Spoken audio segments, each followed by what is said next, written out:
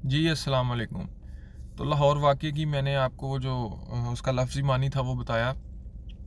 अब मैं सिर्फ़ आपको ये बताना चाहता हूँ कि वहाँ पे जो मौलवी साहिबान थे वो एक्चुअली क्या सिलसिला था।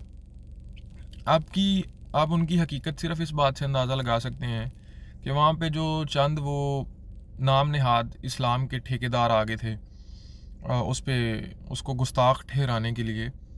तो वो काहे के वो मौलवी थे? उन्होंने क्या अरबी पढ़ी हुई थी? वो सिर्फ़ और सिर्फ़ हुफ़ाज़ थे, इससे ज़्यादा वो कुछ भी नहीं थे।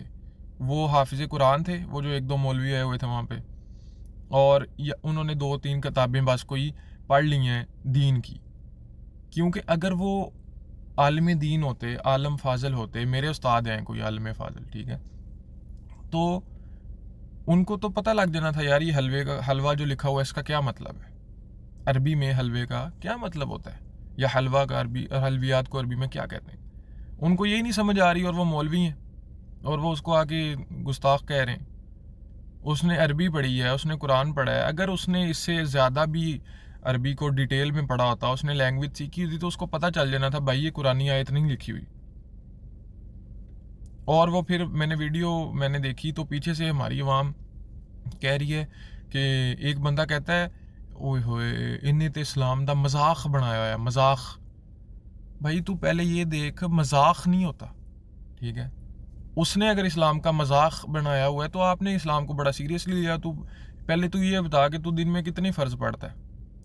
5 नमाजें फ़र्ज हैं। अगर 5 नहीं पढ़ी तो तूने नहीं इस्लाम का मजाक बना लिया। इसके अलावा वो जो फिर मेरा वो, क्योंकि वो तो मौलवी साहब हैं, हाफिज़ कुरान है माशाल्लाह, तो मैं उनको स्पेशली पॉइंट आउट करना चाहता हूँ, उनको टारगेट करना चाहता हूँ कि मौलवी साहब आप उसको इस्लाम के बारे में सिखा रहे हैं, तो आपने जो अपनी जायदाद है उसमें से मुकम्मल हिस्सा अपनी बहनों को दिए? जो उनका विरासत में हिस्सा आता है, क्या आपने वो उनको दे दिया? क्या आप मुकम्मल तरीके से इस्लाम को फॉलो कर रहे हैं? क्या आप कोई भी गैर शरई काम नहीं कर रहे? अगर तो ये सब कुछ है, इसके बावजूद भी ये ज़ाहिर है कि आपका इल्म मुकम्मल नहीं है, क्योंकि आपको यही नहीं पता चला कि अरबी में हलवे को क्या कहते हैं। आपने समझा ये कुरानी आयत लिखी हुई है। वो इसी तरह का एक वाक़या था ना कि एक वो अरबी नाराज़ हो गया पाकिस्तानी से, तो वो उसको कहने लग गया अरबी में, उसको वो बुरा भला कहने लग गया, लानतुल्लाह अलैकुम। तो ये इस तरह की बातें करने लग गया, तो वो आगे से आमीन आमीन कह रहा था। तो जो पहले 5 साल से काम कर रहा था उसने कहा भाई ये तुझे कह रहा है खुदा की तुझ पे लानत हो, अल्लाह तुझे गारत करे, खबीस और इस तरह की बातें, और तू आगे से उस आमीन आमीन कह रहा है।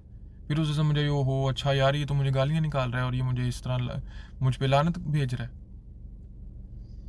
यहाँ पे अगर इन खुदा दा वास्ता है कोई अरबी मुल्क घूमया हो जाके, कोई सऊदी अरब एक फेरा पाया हो, ठीक है, ਇੱਥੇ ਤੇ ਤੁਹਾਨੂੰ ਇੱਥੇ ਇਸੇ ਕਰਕੇ ਪਾਕਿस्तानियों के वीज़े बंद किए हुए हैं उन्होंने।